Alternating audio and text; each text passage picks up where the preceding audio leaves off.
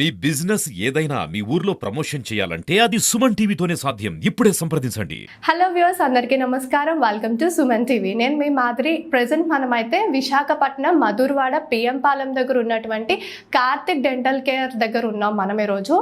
So చిన్న వాళ్ళ దగ్గర నుంచి పెద్దవాళ్ళ వరకు ఈ డేస్లో పంటి సమస్యలతో బాధపడుతున్నారు.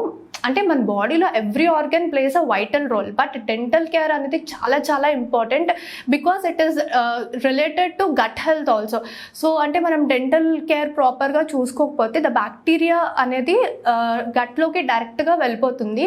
సో దానివల్ల గట్ ఇన్ఫ్లమేషన్స్ కూడా మనకి ప్రాబ్లమ్ని క్రియేట్ చేస్తుంది. అలాగే చిన్నవాళ్ళలో చూసుకుంటే క్యావిటీస్, పెద్దవాళ్ళలో చూసుకుంటే సెన్సిటివిటీ అండ్ బ్యాడ్ బ్రీత్తో బాధపడుతూ ఉన్నారు. సో ఇలాంటి సమస్యలు అన్నిటికీ వచ్చిన తర్వాత ఎలాంటి మెజర్స్ తీసుకోవాలి, రాకుండా ఎలాంటి ప్రివెన్షన్స్ తీసుకోవాలి అని మనం డాక్టర్ గారితో మాట్లాడి మరింత వివరంగా తెలుసుకుందాం. మన ముందైతే డాక్టర్ కార్తిక్ గారు ఉన్నారు. సో సార్ని అడిగి మరిన్ని విషయాలు తెలుసుకుందాం. Sir, welcome to Suman TV. నమస్తే అండి. సార్, అసలు రూట్ కెనాల్ అంటే ఏంటి? అసలు రూట్ కెనాల్ చేయించుకోవాల్సిన నెసెసిటీ ఎందుకు వస్తుంది? ఒకవేళ చేయించుకుంటే అది పర్మనెంట్ సొల్యూషనా? కొంచెం మా వ్యూవర్స్కి చెప్పండి సార్. సో రూట్ కెనాల్ అంటే ఏంటంటే టీత్లో 3 లేయర్స్ ఉంటాయి: ఎనామెల్, డెంటిన్, పల్ప్ టిష్యూ. ఈ పల్ప్ టిష్యూ ఏంటంటే టీత్కి ఆ pulp through that pulp nerve supply, blood supply వెళ్తుందన్నమాట. ఎప్పుడైతే పన్ను పిప్ అయిపోయి ఫస్ట్ ఎనామెల్ లేయర్ డ్యామేజ్ అయ్యి నెక్స్ట్ సెకండ్ లేయర్కి ఎంటర్ అయిపోయి సెకండ్ లేయర్ నుంచి థర్డ్ లేయర్ పల్ప్ టిష్యూకి ఎంటర్ ఉందో అప్పుడు ఆ నర్వ్ టిష్యూ అంతా అండ్ దాని తాలూకు బ్లడ్ సప్లై అంతా ఇన్ఫెక్టెడ్ అవుతుంది. సో దాని నుంచే పేషెంట్కి పెయిన్ విపరీతంగా వస్తుంది. సో ఈ డ్యామేజ్డ్ ఇన్ఫెక్టెడ్ టిష్యూని తీసేయడంనే రూట్ కెనాల్ ట్రీట్మెంట్ అంటారు. దీనికి ఫ్రంట్ టీత్ అయితే 1 కెనాల్, మధ్యలో టీత్కి 2 కెనాల్స్, చివరి టీత్కి 3 కెనాల్స్ అలా ఉంటాయి.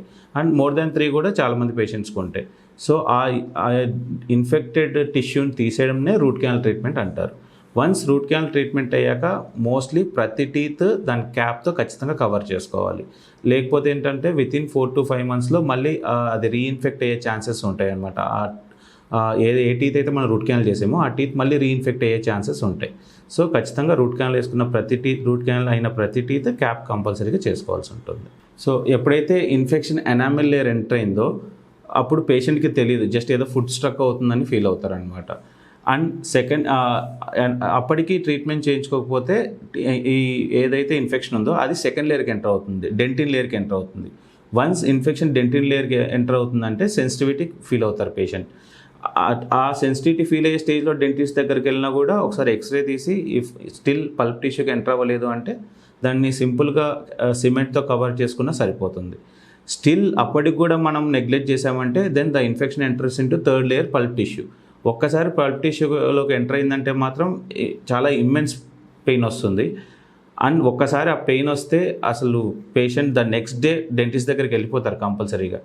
అప్పుడు డెంటిస్ట్ కూడా ఖచ్చితంగా రూట్ కెనాల్ తప్ప వేరే ఆప్షన్ ఉండదు డెంటిస్ట్కి కూడా. అండ్ వన్స్ రూట్ కెనాల్ అయిందంటే దాని cost also will increase when compare to tooth cement. So ఖచ్చితంగా టూత్కి ఏదైనా ప్రాబ్లం ఉందని మీరు ఐడెంటిఫై చేస్తే వెంటనే డెంటిస్ట్ దగ్గరికి వెళ్ళడం బెస్ట్. సో దట్ మీకు చిన్న ట్రీట్మెంట్, తక్కువ ట్రీట్మెంట్ విత్ లో కాస్ట్లో అయిపోతుంది.